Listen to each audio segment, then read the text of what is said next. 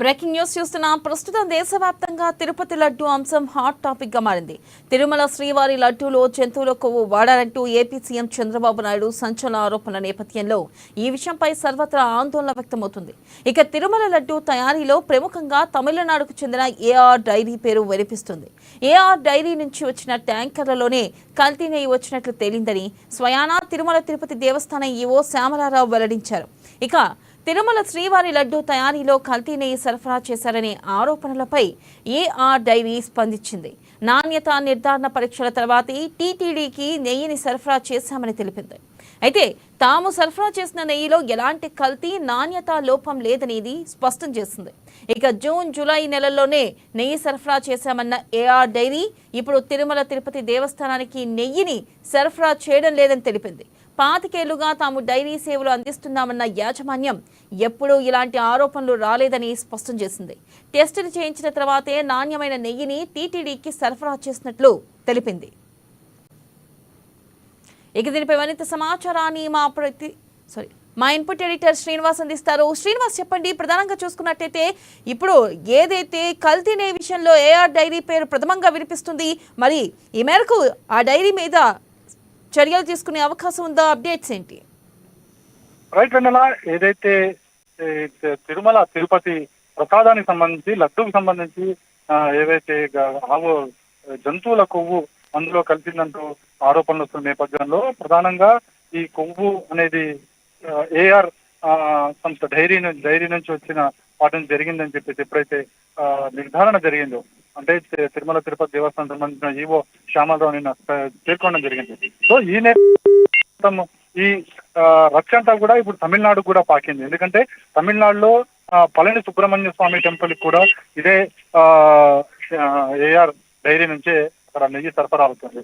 So ఎప్పుడైతే ఈ ఆరోపణ రావడం జరిగిందో అప్పుడే తమిళనాడు ప్రభుత్వం పళని సుబ్రహ్మణ్య స్వామి ఆలయంలో సోదాలు నిర్వహించింది. అక్కడ ప్రసాదాన్ని కూడా పూర్తి స్థాయిలో తనిఖీలు చేసింది.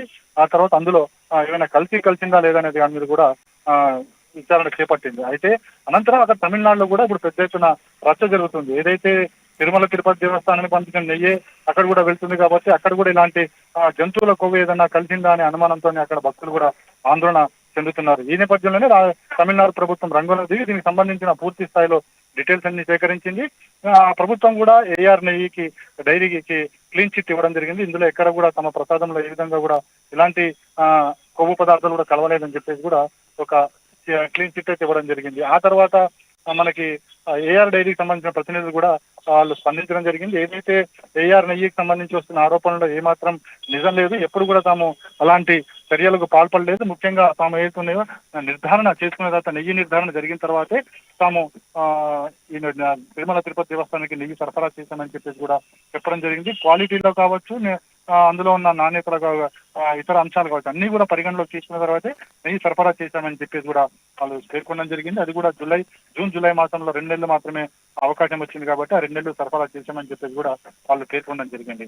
సో మరోవైపు చూసుకుంటే కనుక ఈ రచ్చ అంతా కూడా ఇప్పుడు పెద్దగా దేశమంతా పాకేలా కనిపిస్తుంది. ఎందుకంటే కొన్ని రాష్ట్రాల్లో కూడా నిన్నంతా కూడా చూసాము, వాళ్ళు హిందువుల మనోభావాలు దెబ్బతీసేలా టీటీడీ అప్పటి యాజమాన్యం ప్రవర్తించిందని చెప్పేసి కూడా ఆందోళనలు జరుగుతున్నాయి. ఈ నేపథ్యంలో నిన్న వైవి సుబ్బారెడ్డి ఎప్పుడైతే ఆయన హయాంలో జరిగిందని చెప్పేసి రావడం జరిగిందో వాళ్ళు కోర్టును కూడా ఆశ్రయించడం జరిగింది. కోర్టు కూడా ఇప్పుడు ఆ పిటిషన్ స్వీకరించడం జరిగింది. మొత్తానికైతే ఏదైతే తిరుమల లడ్డు వ్యవహారం అంతా కూడా ఇప్పుడు చినికి గాలివానలా మారింది. ఇది ఇప్పుడు హిందువులు అనే విధంగా హిందువులకు అపచారం జరిగిందనే విధంగా కూడా అక్కడ ఫోకస్ కావడం జరిగింది. అయితే ప్రధానంగా చూసుకున్నట్టయితే ఇటు శ్రీనివాస్, కేంద్రం కూడా టీటీడీ నివేదిక అడిగినట్లుగా తెలుస్తుంది. మరి ఈ నేపథ్యంలో నివేదిక సమర్పించిన తర్వాత మరి ఇటు లడ్డూలో నెయ్యి కల్తీ ఉందో లేదో తెలిసే అవకాశం ఉందంటారా?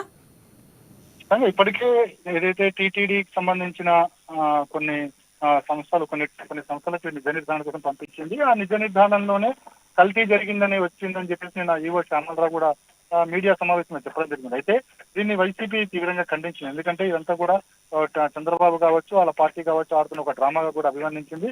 సో అందుకోసం తాము నమ్మడం లేదని చెబుతూనే కోర్టు మెట్లు ఎక్కడం జరిగింది. ఒకసారి కోర్టు మెట్లు ఎక్కిన తర్వాత అంతా కోర్టు పరిధిలోనే ఉంటుంది కాబట్టి ఇక కోర్టు ఏ విధమైన పరీక్షలు నిర్వహిస్తుంది, ఏంటి అసలు ఏం జరిగిందన్నది మొత్తం నిజ నిర్ధారణ తెలిసిందని చెప్పేసి కూడా వైసీపీ భావిస్తుంది. బహుశా మరి దీనికి సంబంధించి ఇప్పుడు టీటీడీ ఏం చేస్తుంది, అదేవిధంగా దీనికి సంబంధించిన వ్యవహారంలో అసలు ఏఆర్ సంస్థ ఇందులో కలిసి చేసిందా లేదా అనేది అన్ని కూడా నిర్ధారణ చేయాల్సి ఉంటుంది. Thank you Srinivas.